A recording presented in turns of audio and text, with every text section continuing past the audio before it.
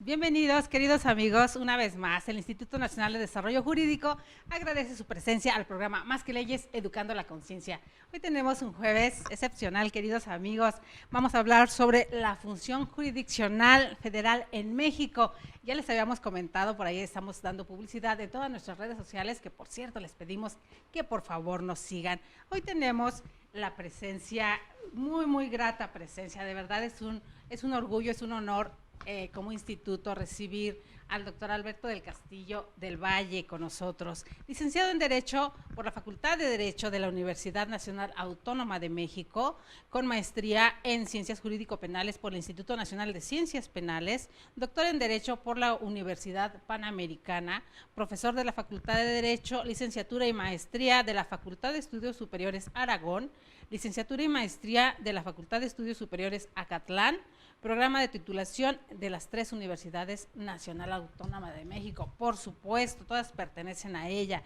Profesor del Instituto Nacional de Ciencias Penales, profesor en la Universidad Autónoma de Tlaxcala en la maestría, rector honorario del Centro Universitario Allende, Tura de Allende en el estado de Hidalgo, autor de diversos libros jurídicos, abogado postulante y consultor jurídico. Una semblanza pequeña que nos da, con esta humildad que caracteriza al doctor, que no nos trae un currículum así de tantas páginas, sin embargo, quienes lo conocemos sabemos de una amplia trayectoria, toda la expertise que maneja y que sobre todo el gran ser humano que es. Bienvenido, gracias por estar con nosotros en INADEC TV, doctor. Gracias, muy buena tarde, gracias por la invitación, gracias a ustedes que nos siguen en sus canales y a sus órdenes para empezar con esta plática. Empezar con esta plática bastante complicada para algunos que no saben o no conocen del tema. Le decía yo que la función del programa del Instituto Nacional de Desarrollo Jurídico es tratar de adentrar al grueso de la población en temas que parecieran difíciles y complicados. Y tenemos además presentar su libro, que precisamente el día de ayer nos dice que llega a sus manos. ¿Cuál es la finalidad, doctor, de un libro sobre la función jurisdiccional federal en México desde su pluma, decíamos antes, ahora con sus letras? ¿Cuál es la finalidad? La finalidad en esta obra es hacer referencia a la actuación que tienen diversos órganos, no nada más los judiciales, sino diversos órganos para dirimir controversias, para hacer que el derecho se imponga, para hacer que todos vivamos dentro de lo que necesitamos, el cauce de legalidad, el cauce de la paz, que todos estemos en paz. ¿Por qué? Porque el derecho para eso sirve. Entonces, a través de la función jurisdiccional, lo que se hace es evitar que haya problemas en la sociedad. Bueno, ya hay los problemas, que alguien dirima esa controversia, que alguien dirima ese problema que se ha presentado, ya sea entre dos gobernados o entre dos entes de gobierno o entre una autoridad y el gobernado, y que impere el orden jurídico sobre la barbarie, sobre cualquier otra situación, que seamos nosotros los seres razonables y razonantes los que llevemos adelante la actuación conforme a ciertas reglas que no son las reglas de la persona más bruta o más salvaje para imponer el orden. Remitiéndonos a la historia en cuestión de jurisprudencia, en cuestión de lo que impera en nuestro país, ¿desde cuándo podemos escarbar un poco y entender desde dónde viene esta palabra jurisdicción y qué comprende sobre todo? Bueno, la jurisdicción es la función de decir el derecho entre las partes, la jurisdicción, la dicción del derecho. Y esa función jurisdiccional en México viene desde 1824, por decir que ya existía México. Ajá. Digo, sabemos que México existe desde 5 millones o 10 millones de años atrás, ¿verdad? O sea, más o menos por ahí está. Okay. Pero en 1824 tenemos una constitución, y esa constitución de 1824 crea el poder judicial que tiene encomendada la tarea de dirimir controversias. Ahora, tenemos unos proyectos de constituciones antes, entre ellas, desde luego, la Constitución de Apatzingán. Esa Constitución de Apatzingán también tiene entre sus artículos el relativo a la función jurisdiccional. Entonces la función jurisdiccional es inherente al Estado mexicano. Hay una cuestión muy interesante. Aquí en este libro se llama, bueno, vamos a llamar el libro, se habla de la función jurisdiccional federal en México. Y la función jurisdiccional federal también tiene como finalidad dirimir controversias cuando un ente de gobierno atenta en contra de las garantías. Bueno, México desde 1847 a nivel federal tiene inserto en el texto constitucional, la constitución llamada Acta Constitutiva y de Reformas de 1847, la idea de procedencia del juicio de amparo, y desde 1849, 13 de agosto para acá, tenemos una gran cantidad de sentencias de amparo en que se otorga la protección de la justicia federal para que el gobernado no vea violentada su esfera jurídica que ya fue lastimada. Es decir, se anulan los actos de autoridad contrarios a las garantías. Nos dejan pensando porque a veces hemos visto en los escritos, en el momento que fijamos el tema, me dio la tarea de buscar un poquito y de repente nos dicen que había controversias, que algunos abogados hace mucho tiempo no se ponían de acuerdo en torno a esta figura. Suele pasar que no estén de acuerdo quienes hacen las leyes o quienes están ejerciendo las leyes en referencia a lo que marca la jurisdicción en nuestro país. Bueno, sí, definitivamente sí hubo una cuestión muy interesante, no tanto en México, pero pues trascendió. ¿Por qué? Porque en los primeros tiempos quien hacía, entre comillas, la función jurisdiccional, quien decía el derecho, quien resolvía los conflictos, era el monarca. O sea, era todo él, hacía las leyes, era el que las aplicaba y era el que juzgaba. Entonces, como que de pronto dijo alguien, oye, pero ¿para qué queremos la función jurisdiccional? ¿Para qué queremos jueces? Si no, espérate, estamos en un país donde hay 3 poderes, hoy hay más de 3 poderes que se llaman organismos públicos o constitucionales autónomos, pero hay 3 poderes y estos 3 poderes tienen funciones específicas.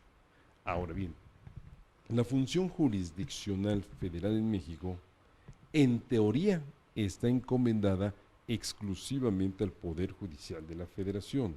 Sin embargo, hay tribunales del Poder Administrativo que desarrollan esa tarea.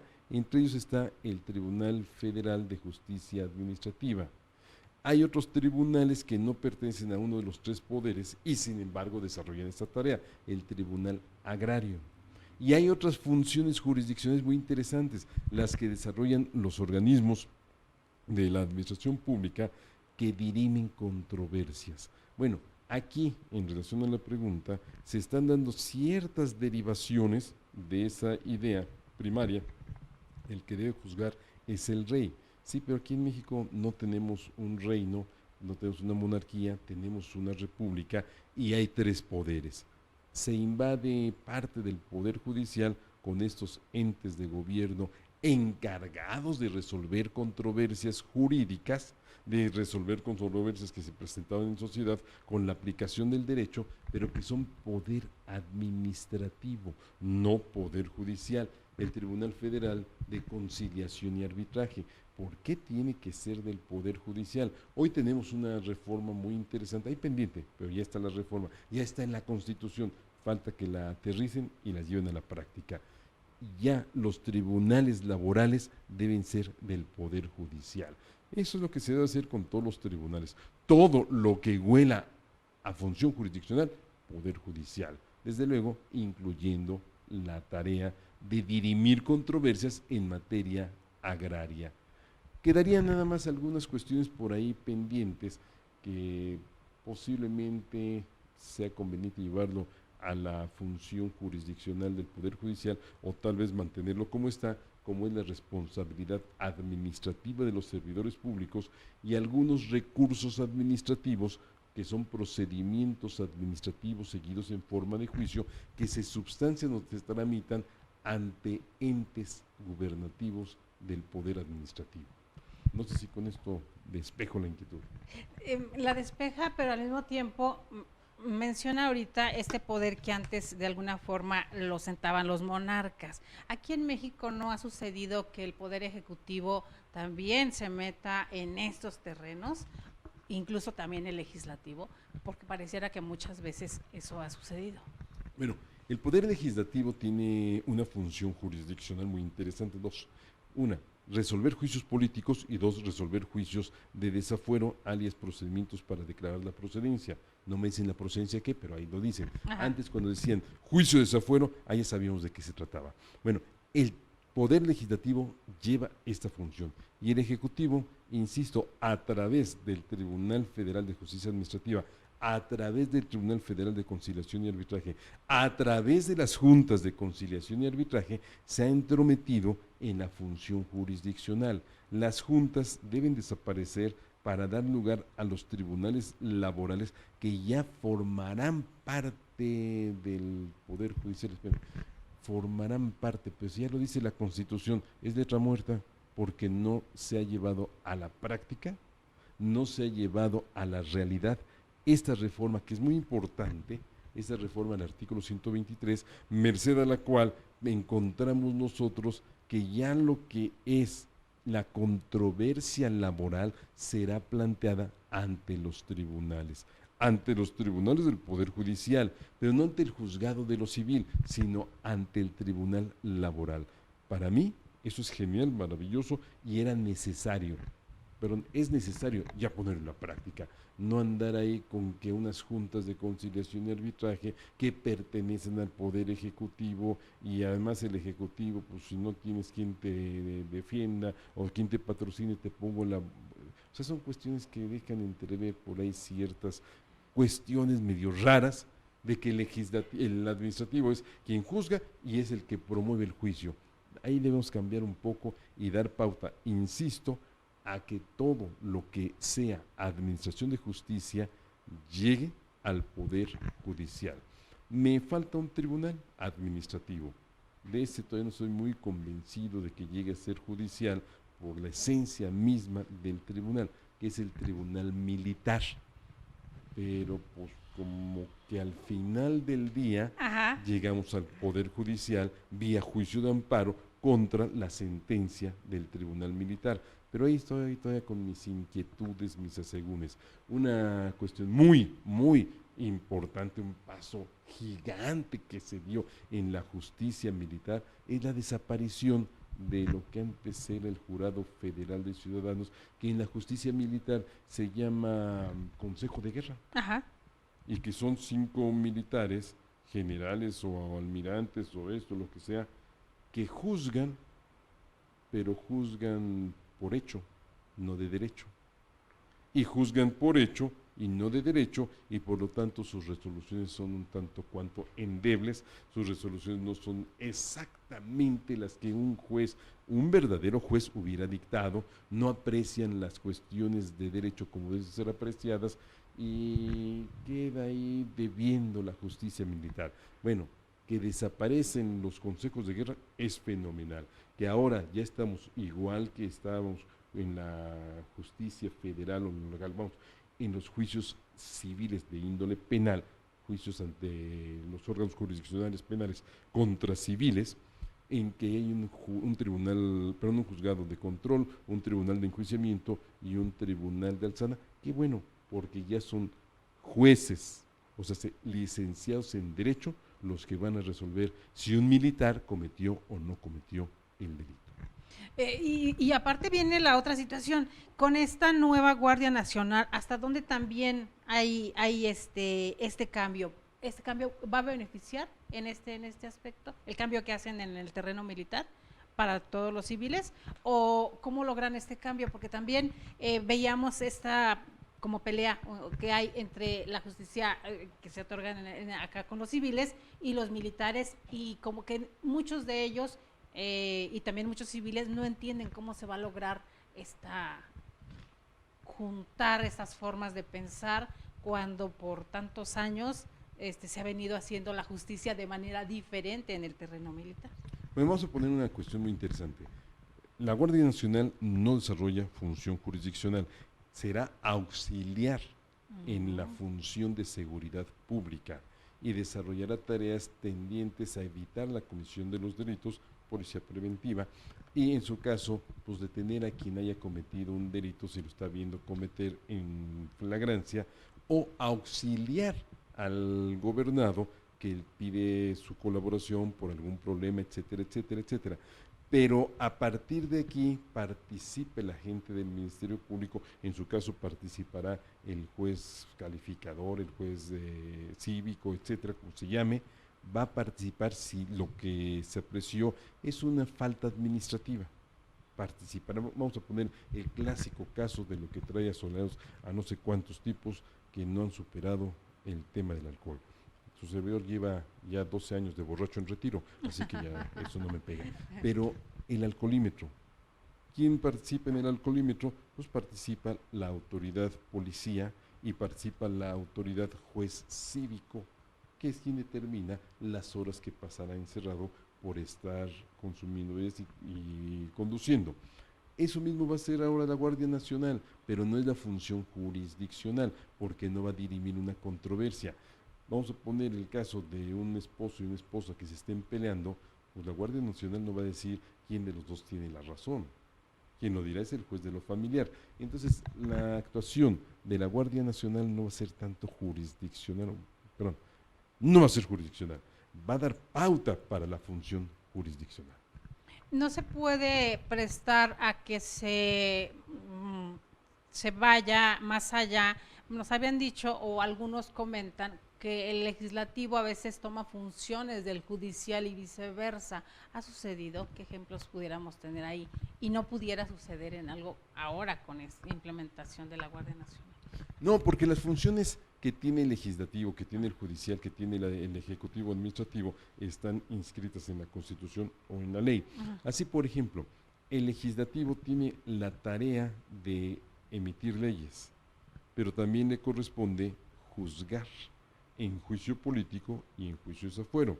Al administrativo le corresponde aplicar la ley, vamos a administrar, se llama administrativo, administrar, desarrollar tareas que nos favorecen a toda la población en general, construir una calle, una escuela, un hospital, etcétera, etcétera, etcétera. Pero tiene otras funciones que le está dando la Constitución, que le da por ahí la ley, todo derivado de la Constitución, por cierto, nada que memoranda y etcétera, tiene que ser la Constitución. Está bueno. Pues entonces la Constitución le permite al Poder Ejecutivo, al Presidente de la República, legislar. Ahí están los reglamentos administrativos, 89 fracción 1 de la Constitución, pero también le permite, no directamente a él, sino a través de sus colaboradores, llevar adelante una tarea de función jurisdiccional en la solución o resolución de algunos procedimientos administrativos seguidos en forma de juicio.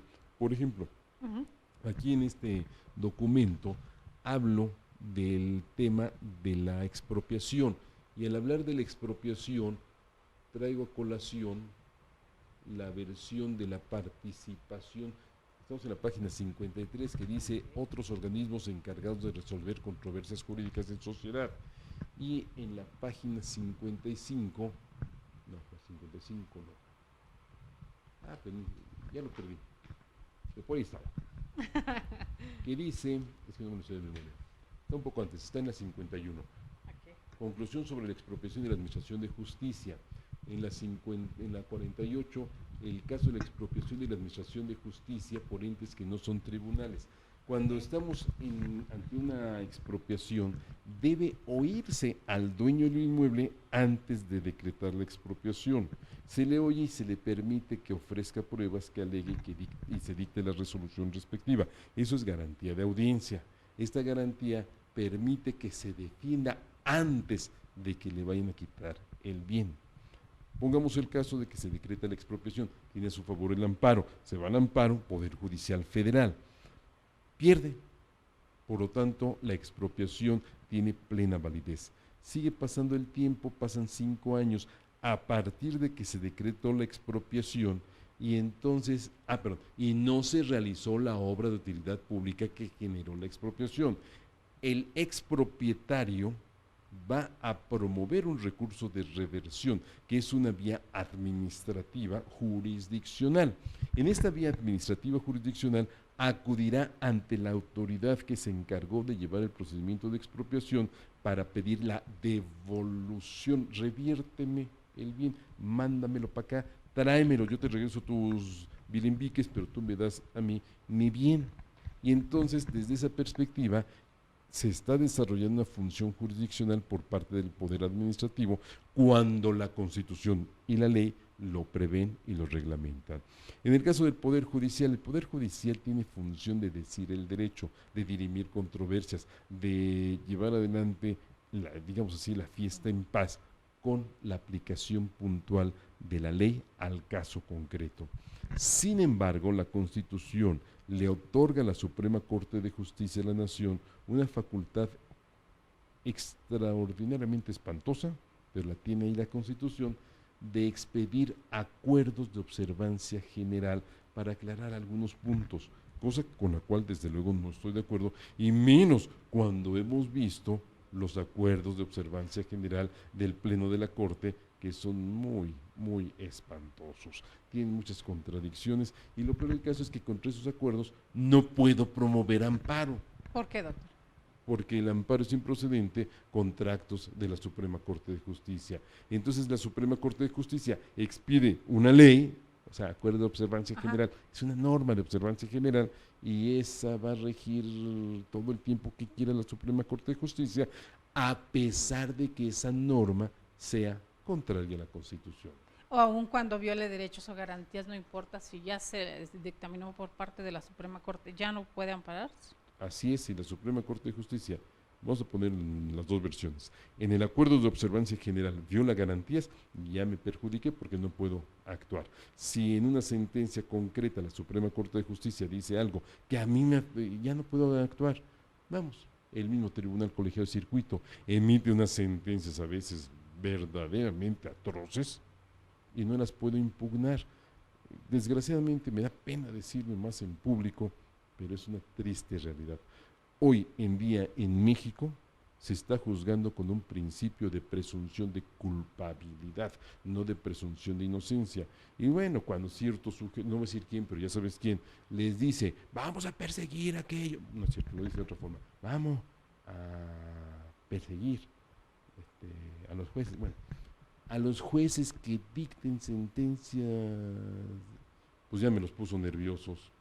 Cuando se trata de lo que llaman hoy delito de alto impacto, pues el juez tiene miedo de dictar una sentencia absolutoria, pues me van a perseguir. Y entonces buscan cómo pegarle al gobernador. Esto que voy a decir es una barbaridad, pero tengo la sentencia porque es un asunto mío, en donde me dijeron que los testigos que presenté en el juicio no deben ser considerados porque son de la defensa. Oye, espérame, entonces ¿para qué sirve la defensa? ¿Para qué sirve la defensa si el testigo no va a ser valorado porque yo lo ofrecí? Por eso digo, se juzga con una visión de presunción de culpabilidad. Ese es un problema que hay hoy en México, y contra las sentencias de los tribunales colegiados de circuito no procede más que el recurso de resignación. Hace 2 años se dictó una sentencia por un tribunal colegiado, no voy a decir dónde para que no sepan que es un estado que empieza su nombre con Z de Zacatecas, donde el tribunal colegiado de circuito condena a mi cliente, bueno, no lo condena, ya lo habían condenado, al que condenaron fue a mí. ¿Por qué, doctor? Porque hablaron de mí pestes. O sea, no es Alberto, es el abogado defensor. Yo estoy defendiendo a una persona, no yo Alberto, yo quien sea, estoy defendiendo a una persona. No se trata de que me juzguen a mí, juzguen la causa de mi cliente. Mi cliente está en la cárcel por un delito de tentativa de homicidio u homicidio en grado de tentativa. Le dispara a una persona que va abrazada de su novio, la bala le penetra por el lumbar derecho, le sale por el abdomen, y esa misma bala que trae una trayectoria de atrás para adelante, no sabemos cómo, pero dio un giro espantosamente extraordinario y le pega en la pierna al novio que va abrazado de ella y lo condenan. O sea, no hay lógica en esa forma de actuar. Bueno, pues dictan la sentencia, hago ver algunas anomalías y el Tribunal Colegiado de Circuito, bueno, los magistrados, uno sobre todo, se dedicó a pegarme a mí. ¿yo por qué? Si yo no soy el que está en la cárcel, pégale a mi cliente, a ver, di por qué actuó de una forma o de otra, por qué hizo esto, el otro, por qué la resolución está pegada a derecho, pero pégale a él, no a mí. ¿Y los peritajes? Ah, bueno, es que también tuvimos un problema. El defensor de este amigo nada hizo, más que hacerse guaje, más que dejar que el Ministerio Público avanzara. Es un asunto en cierta entidad federativa, ya no voy a decir cuál. Por cierto, hay en ese pueblo, en esa entidad federativa, una ciudad que tiene el nombre de un vino o de una bebida alcohólica llamada Jerez. Ajá. Bueno, y entonces se plantea una situación muy rara. La gente del Ministerio Público, según nos han dicho muchas personas, es pariente, perdón, es comadre del que fue defensor público. Y el defensor público nada hizo, no ofreció pruebas y no me preocupa tanto eso. Ajá. Vamos a ver con las pruebas del Ministerio Público si acreditas mi responsabilidad. El artículo 20, apartado a fracción 5 de la Constitución dice que el que acusa prueba, bueno, pues que pruebe el Ministerio Público.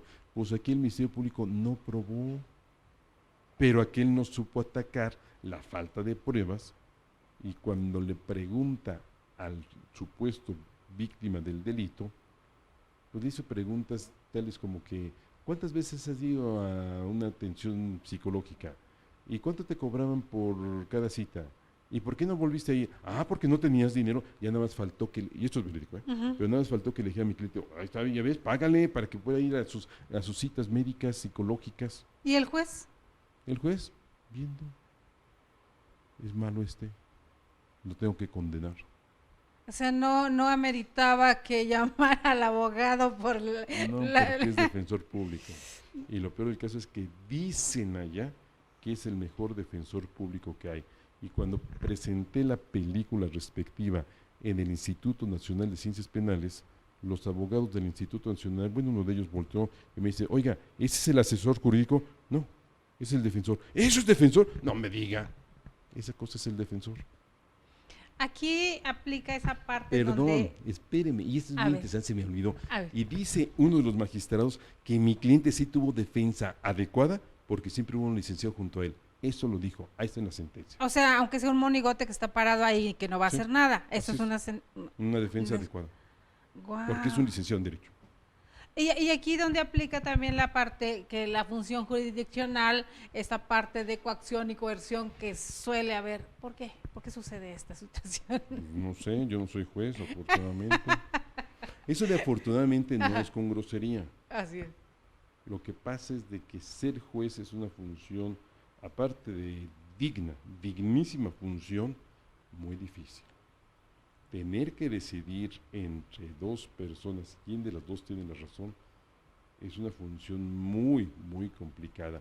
Tengo un amigo juez que en una ocasión, hace poco tiempo, volteó, bueno, está explicando la sentencia. Ajá. Y dice, yo a usted lo encuentro, desgraciadamente lo encuentro responsable porque no hubo una prueba que me demostrara, bueno, que me hiciera dudar. Ajá. Voy a condenarlo. Y voltea hacia donde está la madre de la supuesta víctima y le dice, usted y la gente del Ministerio Público van a ser responsables si estoy condenando a un inocente. Y usted, señora, si dentro de 20 años su hijo le reclama, explíquele por qué metió a su esposo a la cárcel. El juez estaba segurísimo de que el fulano no había cometido el delito, pero no tenía pruebas, ni siquiera para lo que estoy comentando. Para la duda razonable. Dudo que esto haya sido así. Hace poco, en enero de este año, ese juez me invitó a una audiencia. Estuve en la audiencia de secuestro, delito de alto impacto. Y cuando está explicando la sentencia dice, víctima, no te creo tus mentiras. Dices que milagrosamente se rompió la cinta con que te tenían atado y que luego rompiste la de los pies. Cintas de esas que usan para amarrar juguetes de niños o que cosas pesadas, etcétera, de esas que ponen en los aviones. ¿Cómo se cuesta trabajo cortarlas? Ah, pues milagrosamente se rompió y después pudo romper las que tenían en el pie. Eso nadie se lo cree. Pero segundo punto, bueno, sí, el Ministerio Público sí se la creyó.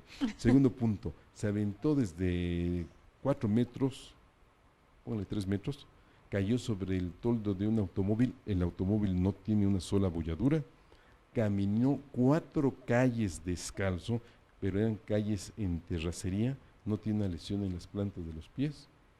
Ni se los ensució. Y el otro presentó 2 testigos. El día que se supone que yo participé en el delito, Ajá. ese día, ¿qué crees? ¿Qué?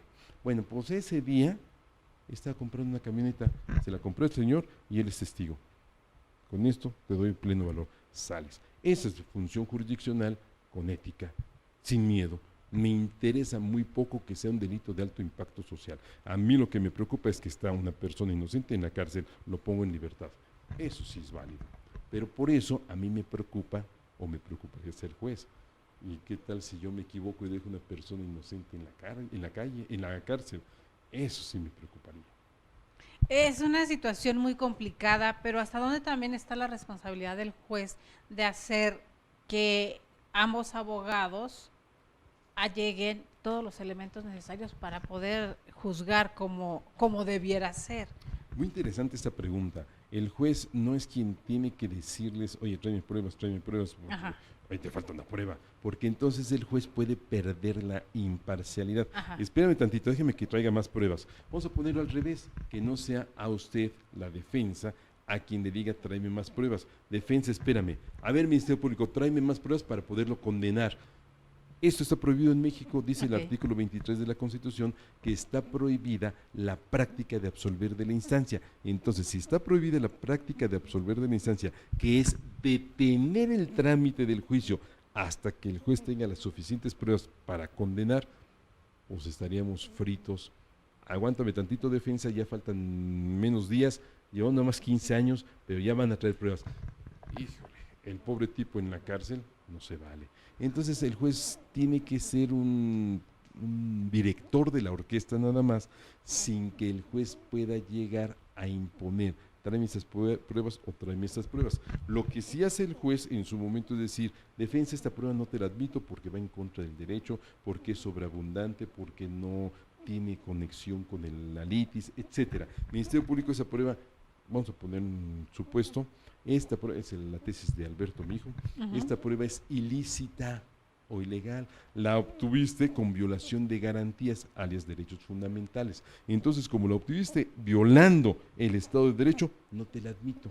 Eso sí es correcto, pero eso es la función de dirigir la orquesta. El juez no puede participar. Lo más que puede hacer el juez es lo que usted dijo hace un momento. A ver, abogado, venga para acá. Veo que usted no sabe defenderlo y por lo tanto lo quito del cargo. Le pasó a este amigo hace poco tiempo. A ver si no lo meto en problemas. Leonardo Fragoso Cruz. Leonardo le dijo al defensor, oye, defensor, veo que estás muy mal. O sea, le estás haciendo preguntas que eran del Ministerio Público a tu cliente. Bueno, pues si cometió el delito, que se vaya a la cárcel.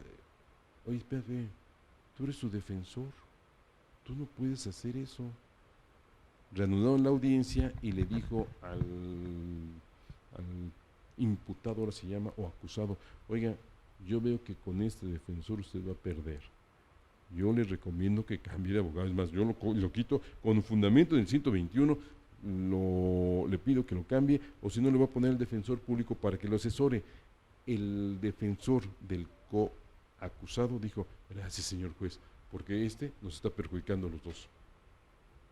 Todo lo que había hecho el defensor privado o particular del coacusado lo estaba tirando el defensor del otro coacusado.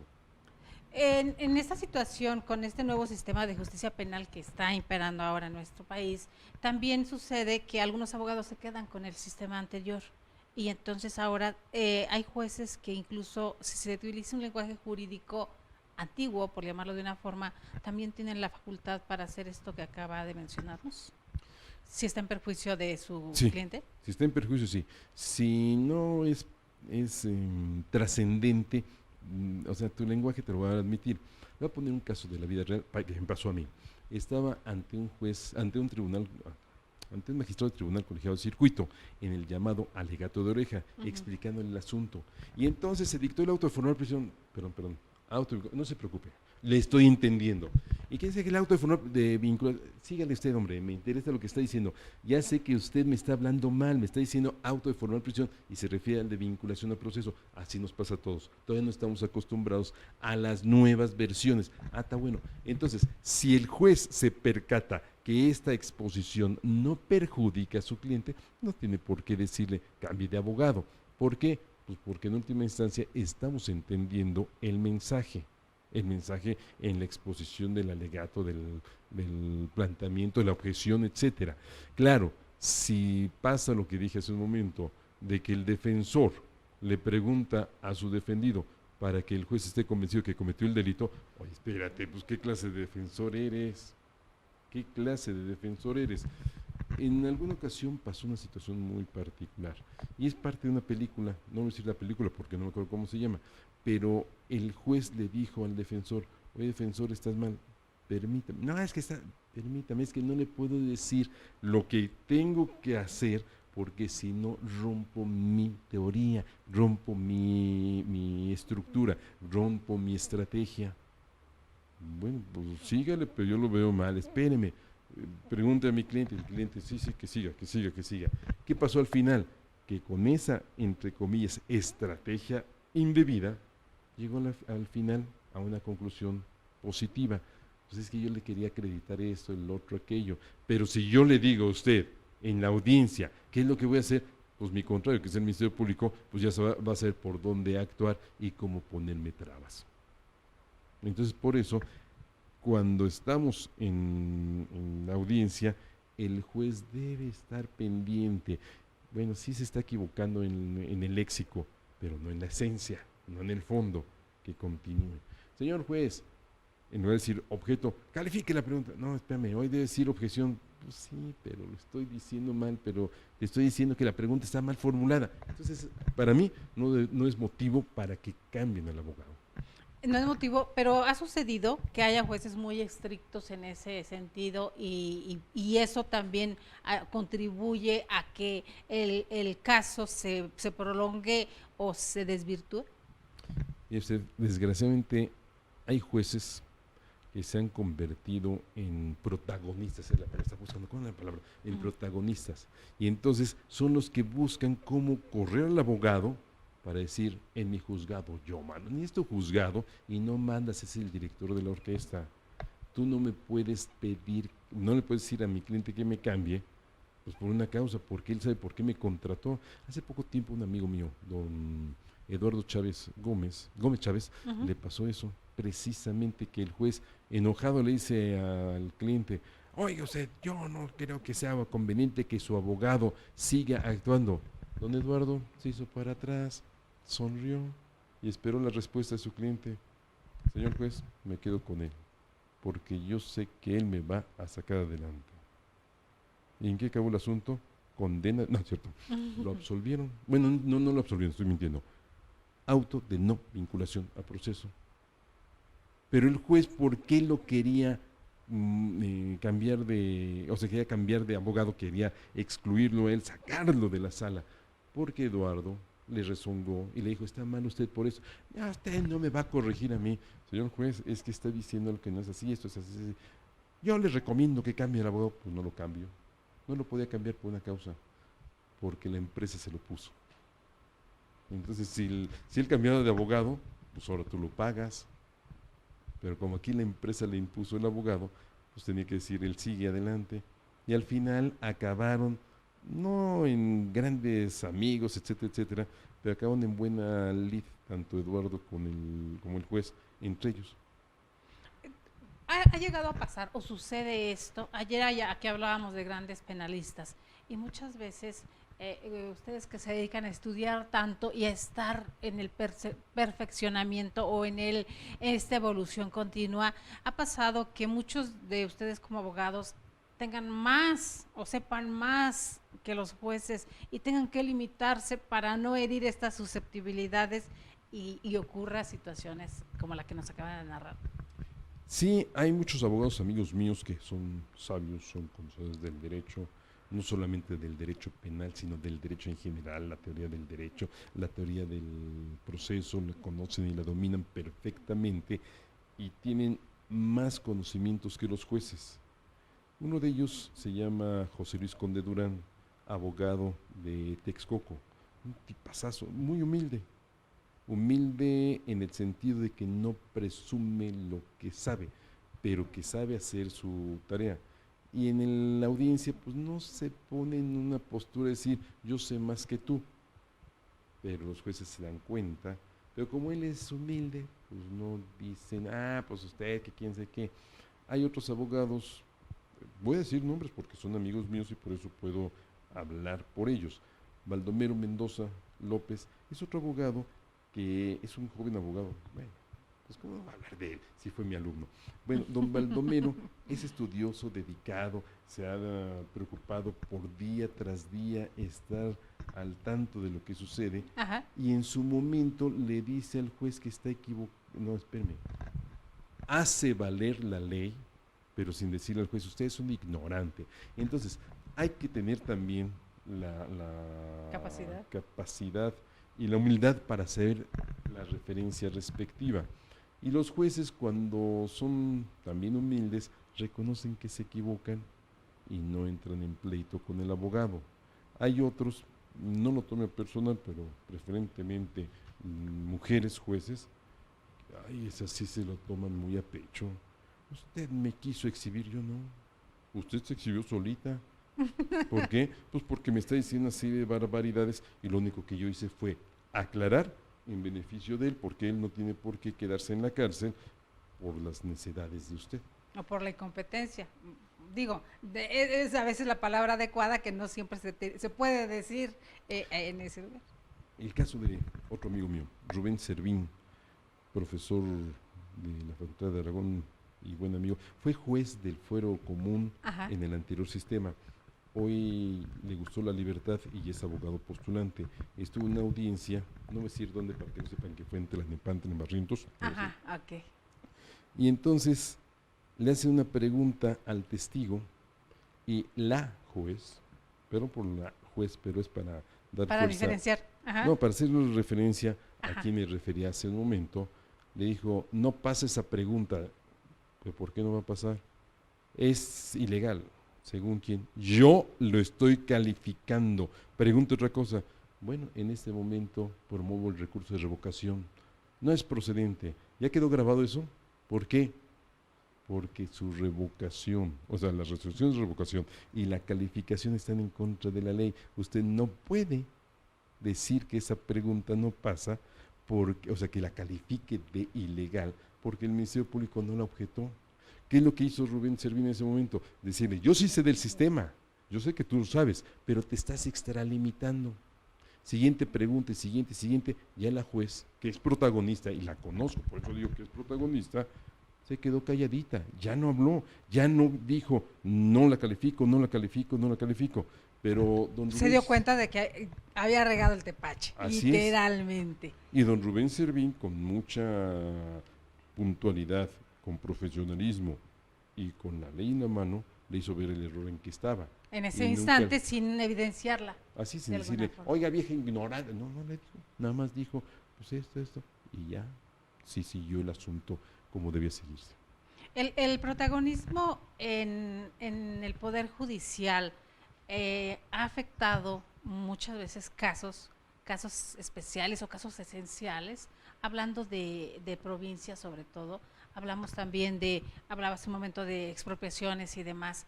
¿Cómo se llega a un consenso o a dejar contento, vaya, a un pueblo que tiene que renunciar a parte de sus terrenos y demás en aras de un bien común? Eso no es fácil. Y esta parte también es lo que le toca al Ejecutivo en la parte de la función jurisdiccional. ¿O por qué? Bueno, al Ejecutivo corresponde la función jurisdiccional en materia de expropiación en el sentido de llamar al titular del derecho de propiedad a ese expediente de expropiación para que se defienda, que aporte pruebas, que alegue, que diga, etcétera, etcétera. Pero cuando se dicta la resolución de expropiación, entonces el asunto ya llega al Poder Judicial vía juicio de amparo. Y ahí en el juicio de amparo, el juez, que es un juez de distrito, juez federal, allá el juez va a actuar diciendo si hubo o no violación de garantías. Verbigracia, violaste el 27 de la Constitución. ¿Pero por qué violé el 27? Porque nunca acreditaste que ese bien fuera el idóneo para hacer la obra de utilidad pública en ese inmueble.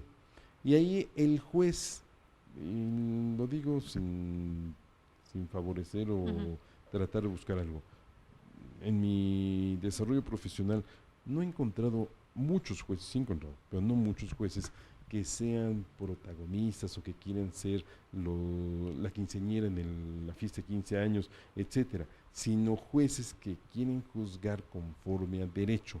He encontrado jueces ignorantes, he encontrado jueces torpes, pero también hay muchos jueces sabios, conocedores, jueces que no solamente se dedican a juzgar, que también imparten clase, jueces que se dedican a estudiar, a analizar. En La Paz, Baja California Sur, fui profesor, yo Alberto, fui profesor en una maestría y como alumno tenía un magistrado de circuito. Y platicando con el magistrado es un tipazazo, es un tipo sabio, inteligente, conocedor del derecho, del amparo, pero humildemente estaba allí cursando la maestría. Hoy me da gusto que además de la maestría está cursando el doctorado. Lo que no me gusta es que ya lo quieran abandonar. ¿Por qué? Porque tienen que hacer una tesis, entonces ¿a qué hora hago la tesis si tengo que revisar este y tantos expedientes de amparo? Uno de los grandes, pero me estoy saliendo totalmente del tema, pero es interesante. Es interesante. Uno de los grandes problemas que tiene el amparo es lo que se ha llamado el abuso del amparo. El abuso del amparo no es nada más promover amparo y ya, oye, pero tengo el derecho, sino promover amparo cuando no se debe promover amparo. Verbigracia, si en el juicio fui tan torpe que no aporté medios de prueba, ¿para qué promuevo amparo? Si ya sé cuál va a ser el efecto de la sentencia de amparo. Otra forma dar pauta a este error, promover demandas de amparo que no tienen sustento, no tienen sostén. Hace muchos años me dio una revisión, una demanda de amparo directo. Para empezar, la demanda de amparo directo no lleva un capítulo de antecedentes, porque la autoridad responsable remite el expediente al Tribunal Colegiado de Circuito y ahí va a encontrar todo lo que pasó en el juicio. Pues este abogado escribió algo así como, no estoy faltando la verdad, como 40 antecedentes. En el cuarto antecedente ya había contradicho el primero, y en el séptimo contradijo todo el juicio.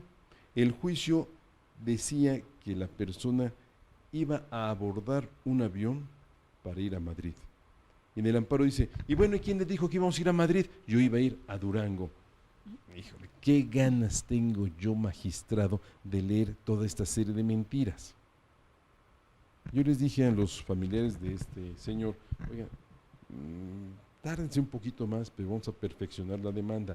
Primeramente quiten todos estos antecedentes. Claro, el abogado, no debo hablar de él, ni lo conozco, pero pues, la verdad es así, sin ética, les dijo, hay que presentar la demanda, hoy era septiembre, para que en diciembre tu hijo esté cenando con ustedes en Nochebuena. Pues este me está diciendo lo que yo quiero oír, y este que ni lo conozco me dice que soy perdido, pues me voy con este que me está hablando al oído cosas dulces. Pues sí, pero el que estaba por allá metiéndose en lo que no le importaba, era un tipo que le dijo, van a perder así como están. Y dicho y hecho, ¿por qué?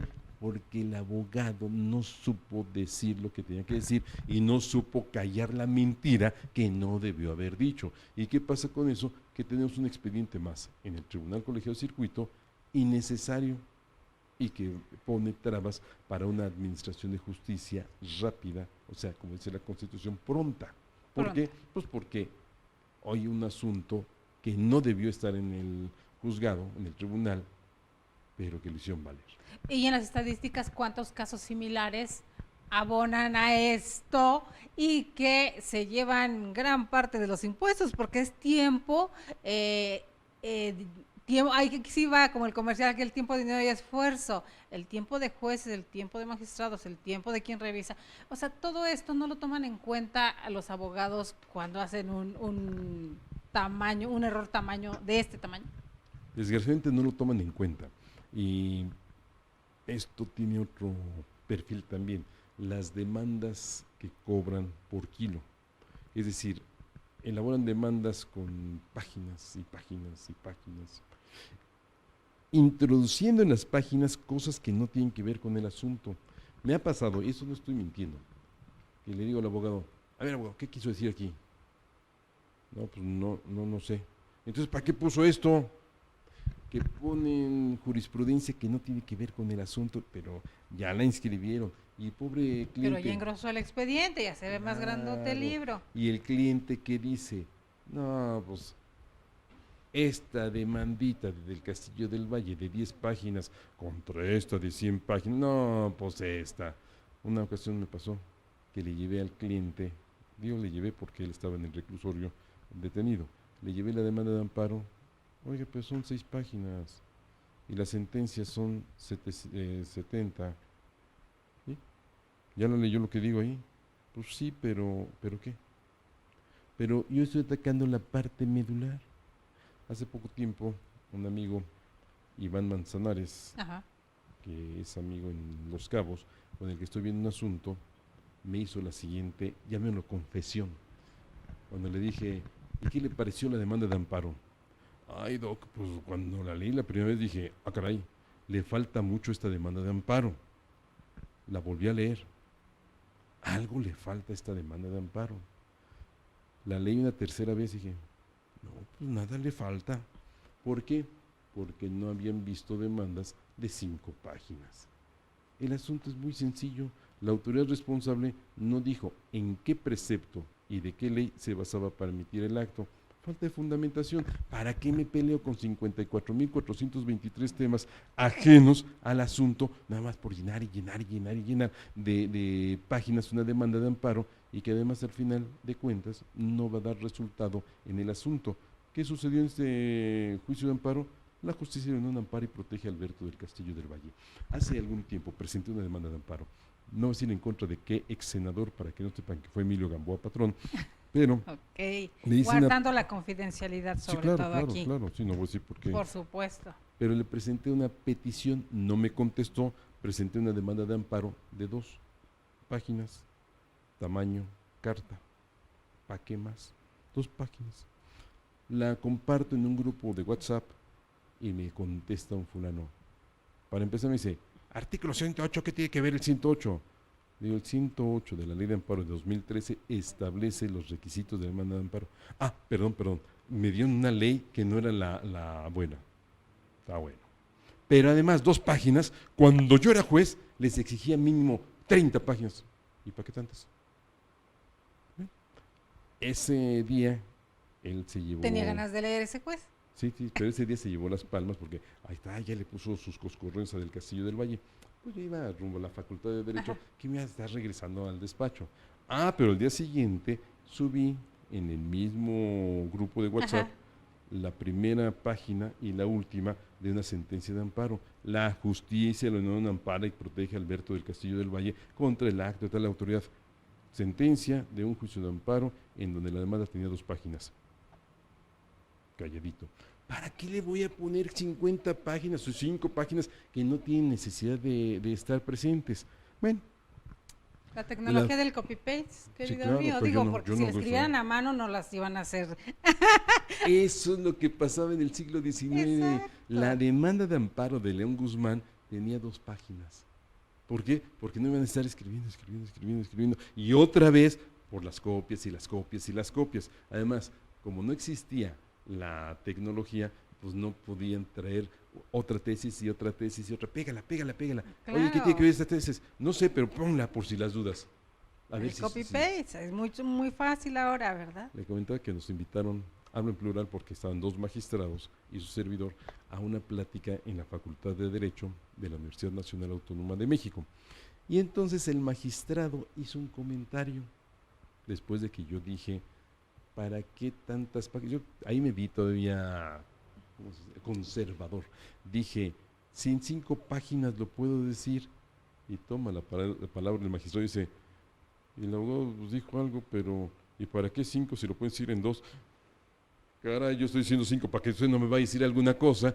Y él dijo eso, lo mismo que yo dije, ¿para qué me llenan de páginas que no tienen razón de ser?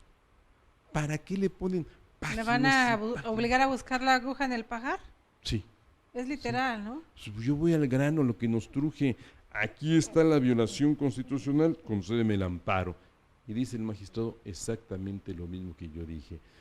Una frase célebre de su servidor.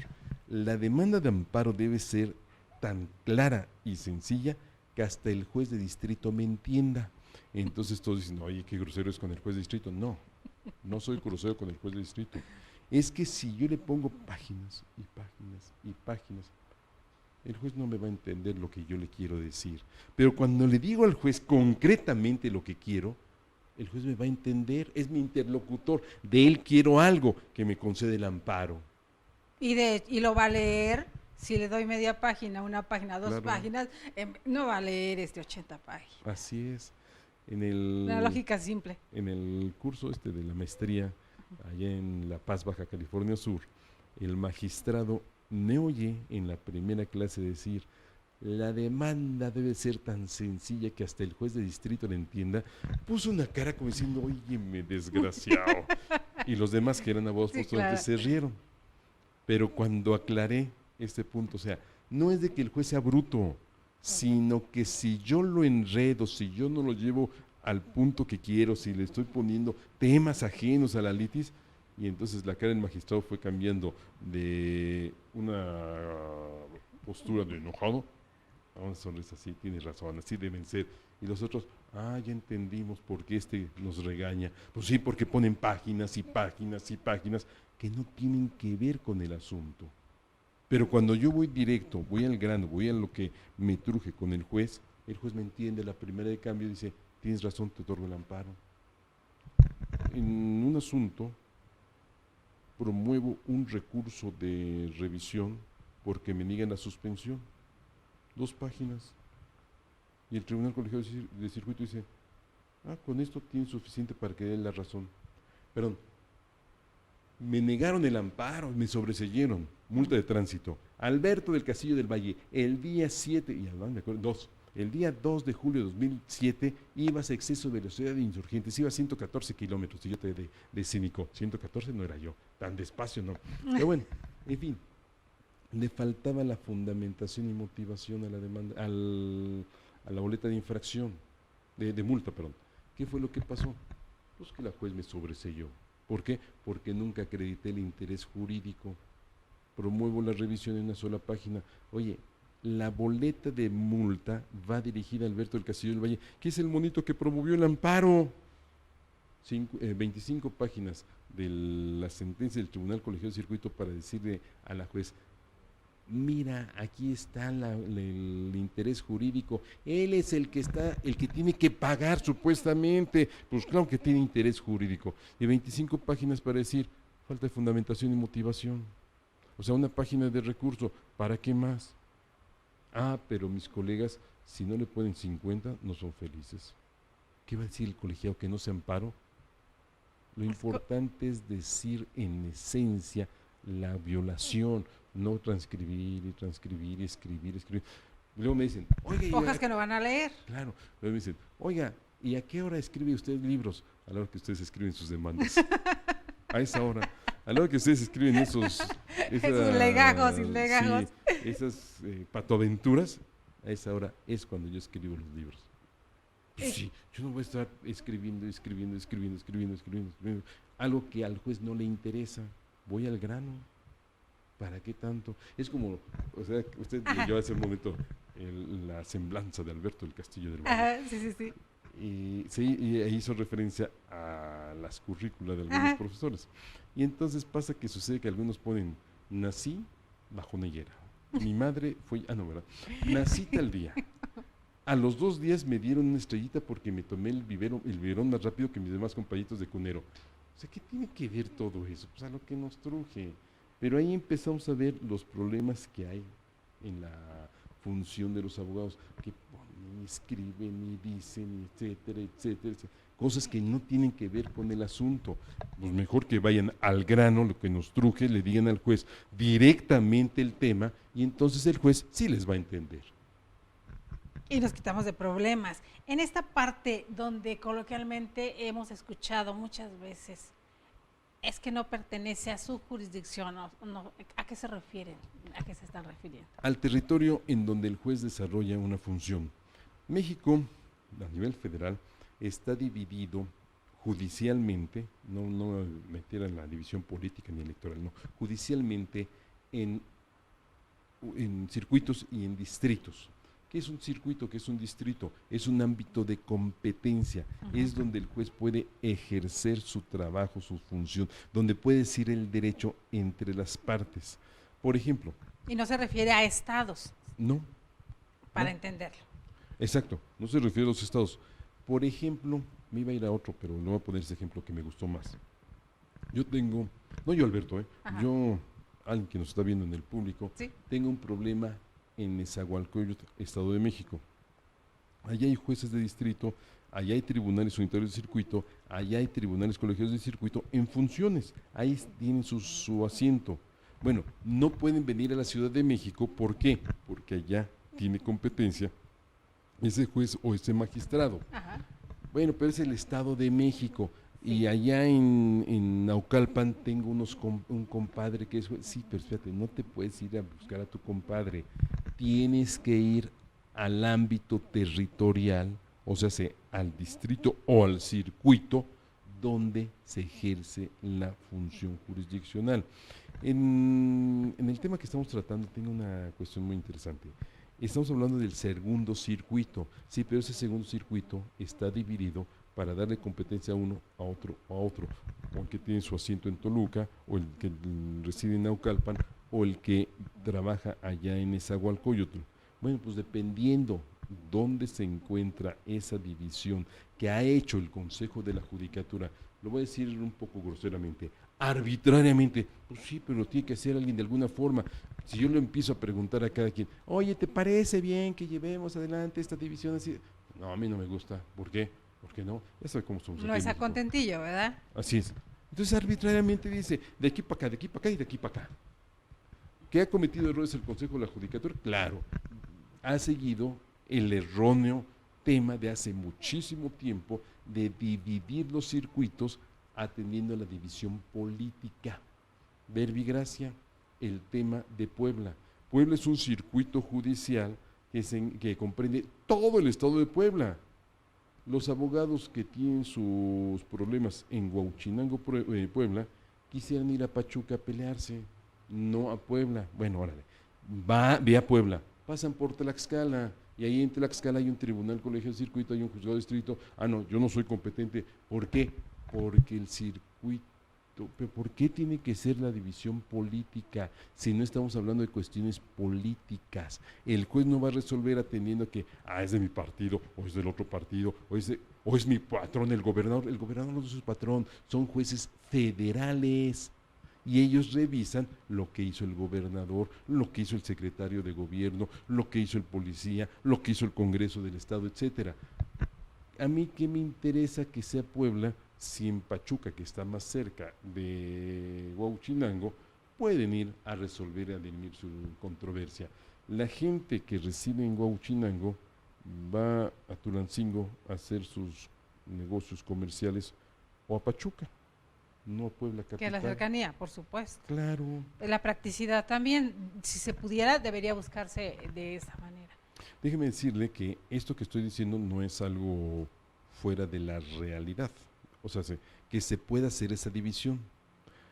Agua Prieta, si no estoy equivocado, es Agua Prieta, en Sonora, perdón, es Sonora.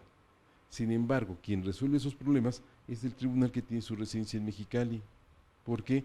Pues porque les queda más fácil llegar a Mexicali que ir hasta Hermosillo. Lo mismo pasa en Veracruz. Al final de Veracruz, Coatzacoalcos, tiene competencia el tribunal con residencia en Tabasco, en Villahermosa. Pues qué bueno. Oye, pero es que es otra entidad federativa. Sí, pero yo soy juez federal, no soy juez del Estado. Es la parte que deberíamos entender primeramente. Así es. Y entenderlo que no está dividido por cada estado, que esa es la parte que el grueso de la población no entendemos y no entendemos por qué se declara. Es que yo no tengo jurisdicción en tal o cual lado. Que en realidad es competencia, no tengo competencia. Soy jurisdiccional, pero no tengo competencia. ¿Por qué? Porque está fuera del ámbito territorial o del ámbito material en que yo debo participar. ¿Y qué pasa cuando, al contrario, se van a otro lugar donde en apariencia no pudieran hacerlo para prolongar un juicio o para evadir o para manipular la ley a conveniencia? Volvemos a la ética, onta la ética. El abogado busca los recovecos de la ley. Ah, mira, aquí dice que puedo promover amparo en Jalisco y señalo nada más autoridad responsable en Jalisco para que entonces el juez en Jalisco, espérate, y conseje el juez en Jalisco, no de Jalisco, no es del estado, es en el estado de Jalisco. Pues ese juez no debería conocer del asunto, pero el abogado tramposamente lo lleva allá porque posiblemente ahí está su amigo, su compadre, o lo está sacando de un distrito, un circuito, para que allá, pues en lo que se dan cuenta que el asunto es improcedente, ya me hayan otorgado la suspensión. O sea, son cuestiones de trampas de los abogados. ¿Qué es lo que se puede o debe hacer? Cobrar por la Administración de Justicia en contra de quien haya hecho entrar en función al aparato jurisdiccional. En el caso de un contrato de arrendamiento, se promueve el juicio civil, se gana, bueno, tú le pagas a este fulanito los honorarios del abogado que contrató para demandarte la terminación del contrato y a mí me pagas una cantidad de pesos porque me hiciste trabajar en balde. Un asunto de divorcio, bueno, como estamos ahí en el pleito de que si él o ella tiene la razón, etcétera, etcétera, o él y él, o ella y ella tienen la razón, ¿quién de los dos tiene la razón? Bueno, como que ahí dejamos un poco de lado ese tema. El del padre que no quiere dar dinero para los alimentos del hijo. Pues Y se cambia de estado. Pues que y también Estado civil. Ajá. Perdón. Que pague. ¿Por qué? Porque está haciendo trabajar a la función jurisdiccional. Lo que usted dijo hace un momento, están trabajando mis impuestos en un juicio que no debió haberse promovido. ¿Cuántas veces se promueven amparos? Esto es horrible. Se promueven amparos nada más por retrasar la ejecución de una sentencia civil. Infinidad de veces. En el ámbito político no suceden ese tipo de cosas, ¿no? No. No. Esos Pero- amparos, yo creo que fueron de cómo llegaron a que la mayoría de las personas en nuestro país, la mayoría de mexicanos, cuando tiene alguna necesidad, inmediatamente promueven un amparo. No tiene que ver también con todo lo que se desarrolla precisamente en el ámbito político, que apenas saben de algo y inmediatamente ya se están amparando. ¿Por qué sucede esto? Porque el amparo, le voy a decir con palabras de Ignacio Burgórigo, porque el amparo se ha arraigado tanto en México como la Virgen de Guadalupe. Entonces, pues todo el mundo habla de la Virgen de Guadalupe y del amparo. Ni la conocen ni lo conocen, pero ahí están hablando de ellos. Así. Ahora, del amparo también porque si usted pasa por muchas calles de esta ciudad o de la que sea, abogado, se tramitan amparos. Ah, pues vamos al amparo. Me han pedido que promueva amparo contra otro gobernado. Oye, no, espérate, tiene que ser un acto de autoridad. No, pero pues a mí me dijo el abogado aquel. Oh. ¿Creen que el amparo es el juicio que va a resolver maravillosamente todos los problemas? Pues no, hay problemas que no se resuelven en amparo, que debieron resolverse ante el juez del fuero común en primera instancia, pero que no se aportaron pruebas y pues ni modo, ya perdiste. Ah, pues abogados tramposos promueven amparo pretendiendo con esto cobrar engañar a la... Eso es lo que buscan y lo consiguen. Engañan a su cliente y le cobran una cantidad de dinero. Y luego creen que todos somos igual que ellos.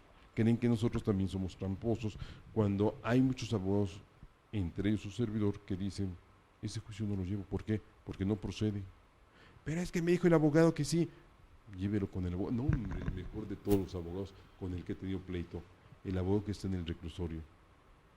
Puta, todos, casi todos las personas que están detenidas, cuando su abogado los visita y les dice, oiga, vamos a hacer, oiga, pero fulanito de tal que está en la crujía 423 me dijo que hiciera esto.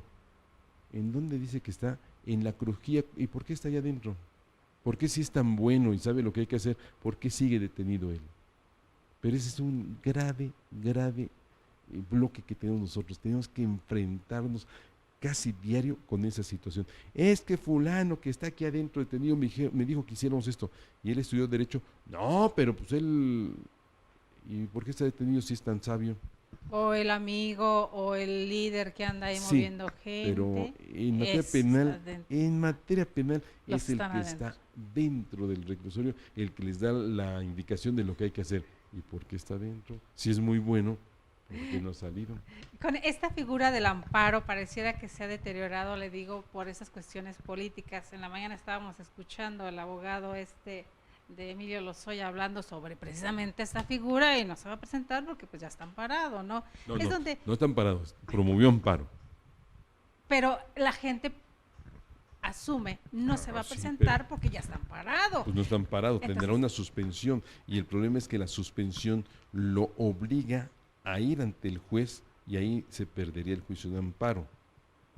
Va a estar amparado cuando el juez de distrito diga la justicia le da un amparo y protege a fulanito de tal. Cuando diga eso el tribunal de amparo, bueno, entonces sí ya está amparado. y entonces mañosamente o mediáticamente, perdón, se manejan las palabras para que la percepción sea diferente. Sí, y son las dos cuestiones, mañosa y mediáticamente. Yo ya promoví amparo y ya estoy amparado. Pobre cuate. O sea, esto es lo que dice Alberto, Ajá. pobre cuate. Está engañado, pero ¿qué dice la gente? Ya se amparó. Y clásico, pues como es político, sí le dieron la razón. O ya Yo, le concedieron el amparo. yo ¿Por qué le tramito. concedió el juez el amparo? Si esa es la percepción que tenemos el grueso de la población cuando escuchamos hablar a un abogado en terrenos mediáticos, ¿no? Así es. Cuando se defiende sobre todo a políticos. Déjeme decir que yo he promovido muchos juicios de amparo. Unos los he ganado, yo unos los he ganado. Vamos a poner eso. Y nadie sabe que los gané. ¿Por qué? Porque no es de una figura pública.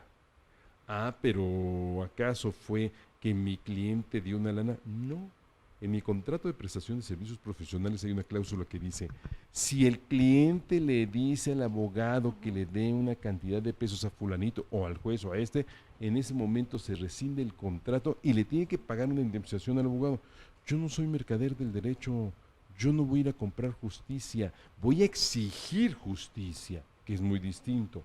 Yo le voy a exigir a usted, juez, que dicte una sentencia dentro de su labor de función jurisdiccional apegada a derecho, que usted me dé la razón porque la tengo. ¿Y por qué le digo que la tengo? Bueno, mire, en el concepto de violación, en el único concepto de violación le dije, por ejemplo, que el artículo 8 dice que a toda petición debe recaer una respuesta en breve tiempo. Ya pasaron 10 días y no me dio respuesta, por lo tanto, pues obliga a lo que me conteste. Pues sí, ¿verdad? Ya pasó el tiempo. La justicia lo ampara y protege para que le den la respuesta que usted necesita. Qué feliz soy yo así, pero no tuve que presentarle 50 páginas y te va a llegar, señor juez, una lana. Esa semana, el lunes, estuve con un magistrado de circuito platicando. Estaba la puerta cerrada y me dice, mire, usted es mi maestro, por eso la puerta está cerrada. Usted es mi maestro, por eso no está mi secretaria. Usted es mi maestro y lo conozco y sé de lo que usted plantea. Pero yo no dejo que entre un abogado conmigo a hablar solo. Habla el abogado y está aquí mi secretario para oír lo que está diciendo. Y si vienen con los familiares de su cliente, que entren para que oigan que yo no les pedí un peso. Porque los asuntos se pierden, pues porque no le dimos el dinero que pidió el magistrado. Un día, no le voy a decir a qué magistrado, a qué juez, porque no me acuerdo, pero le dije, oye, ¿y usted por qué es tan pobre? ¿Cómo que por qué? Pues sí, les han pagado tanto, o sea, les paga el gobierno, pero aparte les dan los abogados. A mí no me... Pues eso dice el abogado fulano, sutano, perengano. Esa es una tontería. Y además, Es una historia, es para vender su incompetencia, perdón la interrupción, algún abogado para vender su incompetencia o para cubrir su incompetencia dice, es que no le llegamos al precio al juez o al magistrado. Así es, ¿Sí? así es.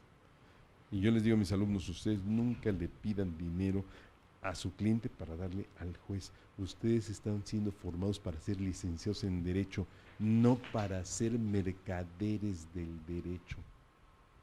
En cuestiones políticas, y antes de cerrar, porque aquí nos preguntan, en cuestiones de, sobre todo de estas políticas, en un juicio, las fotos, los videos, los audios son prueba fehaciente, se pueden Sí. como elemento de prueba, ¿ya se permiten? Siempre ¿Sí? se han permitido. Bueno, pero al menos en el caso del amparo, Ajá. siempre han estado permitidas. Dice el artículo 93 del Código Federal de Procedimientos Civiles que se aplica supletoriamente a la ley de amparo. Dice, son medios de prueba y los elementos de los descubrimientos de la ciencia. Para efectos, el código es de 1942. Bueno, Ok. todo lo que la ciencia ha creado, ha inventado de 42 para acá, la videograbación, la fotografía, ¿cómo se llama? La audiograbación, Ajá. etcétera. Todos son elementos de los descubrimientos de la ciencia que se pueden aportar en los juicios de amparo. Ya si están manipulados o no, ya solo decide después un Ah, perito, bueno, es otra entonces cuestión. ya usted lo manipuló, yo soy contraparte, voy a decir objeto este documento, objeto esta fotografía, objeto este video, no dice eso, y entonces nos vamos a un incidente de objeción de documentos para que en ese incidente usted aporte pruebas de la autenticidad, yo de la falsedad del documento, y el juez diga, ya me formé mi criterio. Tiene razón fulano o tiene razón perengano. No es falso el documento, sí es falso el documento. Pero de que se pueden ofrecer, claro que se pueden ofrecer y son muy importantes. Y Más sobre ahora, todo, sí, con toda la tecnología con la que vivimos inmersos, ¿no? así es. Hoy me puede llegar un mensaje por WhatsApp y lo ofrezco como prueba. Hoy ya no lo ofrezco como elemento de los descubrimientos de la ciencia, sino como una prueba de una comunicación vía tecnológica que erróneamente está prevista como prueba o medio de prueba en el artículo 210A del Código Federal de Procedimientos Civiles. Debería estar en el 93 y en el 210A lo que regula también ese precepto, cómo se valorará ese medio de prueba. Perfecto. Con esto nos queda claro la pregunta que nos hicieron. Los tratatistas de Derecho Constitucional Mexicano, ¿a qué se refieren o qué opinan al respecto de la función federal, jurisdicción federal en México? Ya para cerrar, querido amigo. Le voy a contestar con un desayuno que tuve antier con un gran maestro de la Facultad de Derecho, don José Gamas Torruco, cuando le hice referencia a que hay que llevar adelante un curso en el cual hablemos del Tribunal Unitario y del Juzgado de Distrito, se sonrió y dice, bueno, yo no me acuerdo si me lo dijeron en mi clase o no, pero yo sí tenía conocimiento de la diferencia porque mi padre fue juez de colegiado y después de unitario, entonces yo sabía que era uno y que era otro, pero muchos no saben. Exacto, ese es el problema, que muchos abogados no saben, y muchas veces no saben porque el propio profesor de la universidad nunca les dijo, por ejemplo, que hay una función jurisdiccional ordinaria y una función jurisdiccional extraordinaria de amparo. Esto lo decía Ignacio Burgó Orihuela en clase, nos decía, como juez ordinario conoce de esto, como juez extraordinario conoce de amparo, pero muchos otros Y no entonces, lo si no lo sé, mi obligación como alumno es preguntar, disculpe maestro, ¿a qué se refiere con esto y a qué se refiere con esto? No, si es que quiero ni se lo aprender. dicen. Ajá, O sea, no lo dice el profesor, pues no surge la duda. exacto. Entonces, muchas dudas se nos van a resolver a ese respecto con este libro, doctor Sí, querido. déjeme decirle que el libro tiene una pregunta de Eduardo Mijo. Oye, papá, ¿qué diferencia hay entre un juzgado de distrito y un tribunal unitario de circuito? Bueno, es esto, no te oigo. Íbamos caminando una noche con los perros en la calle y entonces pues no oía. Dice, luego me lo escribes. Entonces le hice la diferencia entre tribunal unitario y juzgado de distrito. Más adelante dije, bueno, el colegiado falta la Suprema Corte de Justicia, falta el Tribunal Administrativo, falta esto, y ya fue que salió este documento. Muy sencillo en el sentido que tiene como finalidad nada más describir la diferencia entre el unitario y el juzgado de distrito. Bueno, pero ten cuidado porque también existe esto, para que no te pierdas. Por ejemplo, yo todavía no entiendo cuál es la diferencia entre un juzgado de distrito en materia administrativa y un tribunal federal de justicia administrativa. Bueno, la diferencia fundamental, porque entre los dos puedo plantear el mismo tema, sí, pero si es una cuestión de legalidad, vete ante el Tribunal Federal de Justicia Administrativa. Si ya vas a plantear la violación de garantías, pues vete al juzgado de distrito. Entonces, esto también lo planteé para efectos de que cuando Eduardo tenía la duda, la despejara y entendiera por dónde va el asunto. Y después me enteré por un querido amigo que fue alumno mío en el INACIPE, es que hasta que usted en clase dijo que era un juzgado estricto y un unitario, fue hasta que yo entendí, ¿cómo? Pues ya estamos en una especialidad. Gamas Torruco me dice, pues yo no entendí porque mi papá era magistrado, pero si no, no creo que hubiera sabido, porque no recuerdo que mi profesor me lo hubiera dicho. Y yo le iba a preguntar, ¿y en qué semestre lo dicen? Para que estén atentos nuestros alumnos. Ya nos respondió. Creo que hoy es en tercer semestre. Ajá. No, claro, sí es tercer semestre, en amparo, en Derecho Constitucional. En cuarto semestre lo debemos decir, perdón, en garantías. También lo debe decir el profesor de Teoría General del Proceso. Y lo debemos decir nuevamente en amparo. En amparo se los digo una y otra vez, les hago la diferencia entre qué es un juez federal, qué es un juez local, qué es el juez del Poder Judicial Federal. Es que es una barbaridad. Les digo, quien conoce de amparo es el Tribunal Judicial del Poder Judicial de la Federación. ¿Cómo que el Tribunal Judicial del Poder Judicial? Pues se entiende. Tribunal Federal del Poder Judicial Federal. Digo, es que hay tribunales federales del Poder Administrativo. Entonces ahí tengo que hacer referencia, existe este tribunal, este y este. Y ya es donde aterrizo, pero, perdón por haberme puesto yo como ejemplo, pero muchos de mis compañeros no hablan de esto en amparo. Y por eso el tema de hoy, queridos amigos, que para algunos y para muchos puede resultar denso, pero sin embargo el doctor Alberto del Castillo nos lo pone de una manera tan simple a veces para entenderlo, hasta los que no sabemos de leyes, les digo yo, en este libro nos regala esto y pues va a ser libro de consulta para muchos alumnos, incluso me atrevo a decir que para muchos abogados también. Por ahí, ¿dónde lo podemos encontrar? Ahora lo pueden encontrar, bueno, todavía no, un rato más, lo pueden encontrar en mi despacho. Okay. Lo que pasa es que ese documento tiene un defecto muy grave, gravísimo. ¿Cuál es el defecto? Que no tiene una clave de ISBN. Ajá. Para que lo pueda vender por RUA o alguna otra editorial. Ajá. ¿Por qué? Porque como tenía la finalidad de despejar la duda de don Eduardo y ya después tiene la finalidad de servir para mis cursos que imparto ahí en el despacho o que imparto en el Instituto Nacional de Desarrollo Jurídico cuando me invitan. Cuando lo invitan, que por aquí estamos con este reclamo, sí lo escucharon, ahí este mensaje va para nuestra coordinadora académica. No digas nombre, no más digas. Nuestra coordinadora académica, va el mensaje, por favor, no se olvide de nuestro queridísimo doctor, que claro que también es catedrático de aquí del Instituto Nacional de Desarrollo Jurídico, pero dice que me lo tienen olvidado, hacemos reclamo públicamente. Entonces, con usted hacemos todos, desde INADEC TV, todo el equipo, hoy involucramos a todos. ¿Me estás oyendo, Anatolio? ¿Está oyendo, doctor Anatolio? Entonces lo pueden encontrar igual donde imparte sus clases, con usted directamente. En sus redes sociales, doctor. La que tengo, o sea que... ¿Facebook?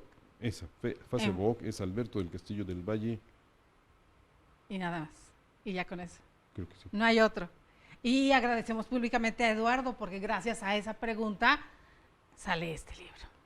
Que por ahí ayer le echaron porras y hablaba también de este linaje que se va creando en su familia. Nuestro invitado, el doctor Alberto Enrique Nava Garcés, que por aquí le dejo saludos. Y por aquí ayer nos recordó que ayer era su cumpleaños, le dejamos saludos. Y entonces, en aras de eso, permítanos. En lo que está leyendo la pregunta, hago el comentario. Dígame. Cuando Alberto Nava nació, sus papás lo querían, por eso le pusieron ese nombre tan bonito, Alberto. Doctor Alberto, seguro nos está mirando. Ahora con las redes sociales, ¿habrá leyes para estas específicas para las redes sociales como algunos pretenden? ¿Cómo lo vislumbra? Hay una disposición normativa muy importante que es el artículo 6 de la Constitución, perdón, están dos, el tercero y el sexto, y en cierta medida el séptimo, pero un tanto, que están hablando de estos tópicos. El artículo 6, apartado B, se refiere al uso de la tecnología, de la comunicación vía electrónica, etcétera, que la banda ancha, que esto, que el Sí, otro. sí. Toda la Entonces, regulación. ya empieza a regularse esta situación. Ya también tenemos temas relacionados con delitos por medio de la tecnología. Tenemos también una cuestión relacionada... No, es que volteé a ver lo que estoy viendo, bien nada más. Gracias. Es que me están trayendo un pastel y yo, pues, yo que no soy goloso, y de chocolate, Y de con nariz chocolate. de cacahuate. Así es. Y entonces, perdón, está comentando que se habla de la posibilidad, por ejemplo, que tengo yo de ofrecer como prueba una comunicación privada siempre y cuando yo haya participado en la Ok. comunicación. Está en el artículo No 16. una de terceros. Así es. Ah, ok, Entonces perfecto. ya se empieza a regular, ya hay disposiciones, el Código Federal, Nacional de Procedimientos Penales regula el tema de la intervención de comunicaciones privadas, etcétera. Entonces sí está ya Previsto. regulándose este tema. Y todavía lo que viene. ¿Cree que todavía? Mucho, Mucho. falta mucho. ¿Por qué? Porque día tras día va cambiando toda esta situación. Día tras día crean nuevas versiones. Ah, por cierto, hay un problema actualmente de que va a ser el tema de tesis de un exalumno, porque en redes sociales se afectó a una persona y entonces está demandando la indemnización por el daño que se le causó. Estamos Daño hablando, moral, pero en así en es, las redes sociales. y estamos hablando del Código Civil Federal, estamos hablando de una ley, etcétera, o sea, de las leyes civiles, no nada más de las penales, de las civiles, por esta intromisión en la vida privada de una persona. Entonces, sí hay reglamentación.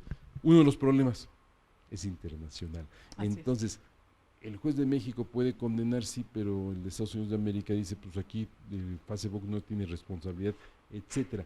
Ese va a ser el problema cuando nos peleemos porque esto surgió en Estados Unidos de América y no en México, etcétera.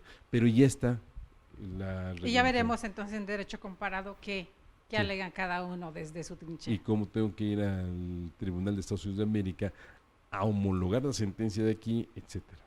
Perfecto, queridos amigos, pues de verdad, hoy hemos aprendido muchísimo y aparte nos deja mucha tarea por aprender, mucha tarea porque no es por el grueso, sino el contenido que tiene, que como nos dice, no todos saben, vamos a aprovecharlo. Muchas gracias por presentar aquí, naciendo, porque acaba de nacer el día de ayer, ¿verdad? Nace el día de su cumpleaños.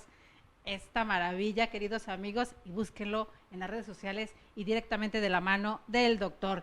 Y aquí ayer que nos dijeron que era su cumpleaños, pues un detallito de parte de acá No va a ser así, un detallito de parte, no vamos a prender velita, pero sí lo vamos a partir, No, pues por ahí no favor. cabe, no cabe el Pero le Ciro puede, Pascual.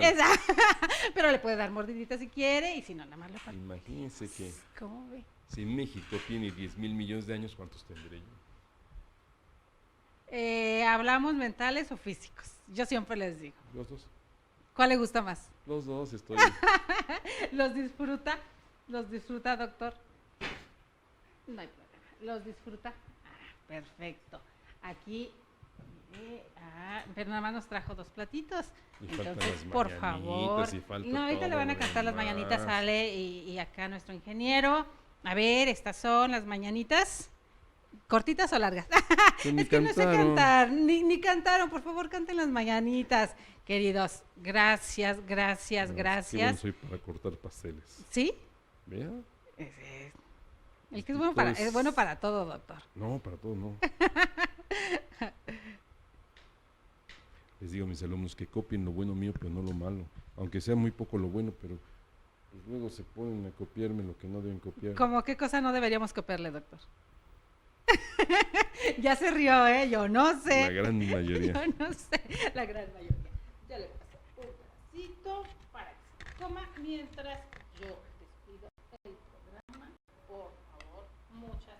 ¿Me regalan una cucharita? Es lo que decir que me coma mordida. Sí, con el cuchillo acá. Bueno, antes de que lo Con despidan, mordida. muchas gracias por la invitación, gracias por permitirme estar Gracias aquí. por estar con nosotros. Esa era la para cerrar. Allá el ingeniero ya nos corre, ¿ya ve?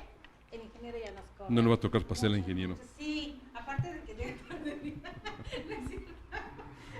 Y gracias Muchas a su gracias. público. Muchas gracias a usted. Gracias por estar con nosotros, de verdad. Gracias por traer. Es que estaba. ¿Ya ve? Para que no lo regañe, dice. No. Así ya no lo regaño. Gracias, señor ingeniero, qué amable. O sea, para que estoy tratando de quedar bien, dice, y mire, pero. Pues un abrazo de verdad fraterno, un saludo del doctor Anatolio González Emigdio. Gracias por estar con nosotros, que sea la primera de muchas, doctor. Eso estuvo bien dicho, la primera de muchos. Y con gusto estoy aquí con ustedes. Usted me invitó el martes pasado. Y aquí estoy. Gracias. O sea, no me pongo roñoso ni que hágame una petición con 15 copias. No, el grano. Formal, membretada y demás. No. Porque sabemos que es amigo de INADEC también. Venía con INADEC de antemano y que adelante sí voy. Y además también porque para nadie es secreto, yo he hablado muchas veces de usted, de su trabajo, esta cita del que para que lo entiendan hasta allá los magistrados, yo la he hecho muchas veces incluso en columnas, porque me ha visto muchas veces que por ahí estoy de metiche en sus conferencias o en sus ponencias, y yo les digo que esta forma de aprender el mundo jurídico de la mano de personas como usted, que se lo desglosan así con peritas, con manzanitas, y es tan digerible, es de agradecerse. Y tenerlo con nosotros de verdad es un placer enorme, y que aparte de ahora nos vaya a traer alumnos suyos que compartan con nosotros también lo que están aprendiendo y lo que van a compartir incluso en otros países. Gracias, de verdad. En esta parte la comento. Van a venir algunos alumnos de la Facultad de Derecho de la parte de la unidad académica de posgrado. Ajá. Que están realizando sus tesis para platicar de sus tesis, temas específicos. Una de ellas está hablando del saneamiento del agua. Otra Tan importante en sí, claro. Otra está hablando de un tema muy atractivo. Tenía dudas de qué le iba a decir y la maestra Emma Mendoza Bremón dijo, oiga, qué interesante está ese tema, ojalá se logre, que es el ejercicio de la acción penal por parte de la Comisión Nacional del Agua por los delitos que ellos dominan perfectamente en cuanto a cuáles son los elementos, etcétera, pero que los agentes del Ministerio Público no saben y no les interesa. A ellos les interesa el narcotráfico, no que si están invadiendo zonas federales, zonas de reservas para el agua, etcétera. Entonces son temas que pueden... de interés nacional. Que pueden aterrizar muy bien aquí en este programa y qué bueno que ustedes les están abriendo las puertas. Pues mucho gusto nos da que de su mano vengan, queridos amigos. Como ven, vislumbramos nosotros un futuro bastante promisorio con respecto a temas tan importantes que nos importan. Bien lo dice el doctor, en el país no solamente los problemas mayúsculos son el narcotráfico, refiriéndose al tema del agua, es un tema fundamental, incluso más que el petróleo, porque con lo que nos dicen los científicos a cómo viene, tenemos que tomar las precauciones debidas. Tenemos que tomar agua. Así es. Gracias, doctor. Muchas gracias por estar con nosotros y feliz cumpleaños. Qué amable, gracias. Queridos amigos, gracias por estar. Un programa de verdad hermoso y que nos deja mucha enseñanza el día de hoy con el doctor Alberto del Castillo del Valle, catedrático de nuestra gloriosa UNAM, catedrático de aquí de INADEC, del Instituto Nacional de Desarrollo Jurídico, catedrático, ponencista, nos comparte todo, además escritor, porque como nos decía, mientras otros escriben escriben demandas, él escribe libros y lo mejor los comparte con nosotros. Muchas gracias, los esperamos el día de mañana. Ya saben que mañana tenemos nuestros viernes de cultura, por ahí tenemos una sorpresa mayúscula para el día de mañana. Seguimos con esta defensa de las lenguas madres, los pueblos originarios en nuestro país, en nuestro viernes de cultura. Por ahí en un rato más les publicamos quién está con nosotros mañana, una sorpresa muy agradable, de verdad, los esperamos. Gracias a nombre del Instituto Nacional de Desarrollo Jurídico, a nombre de todos quienes integramos el programa Más que Leyes, Educando la Conciencia, soy Delia Linares Alvarado. Gracias, hasta mañana. Gracias. Gracias a usted. Gracias a ustedes.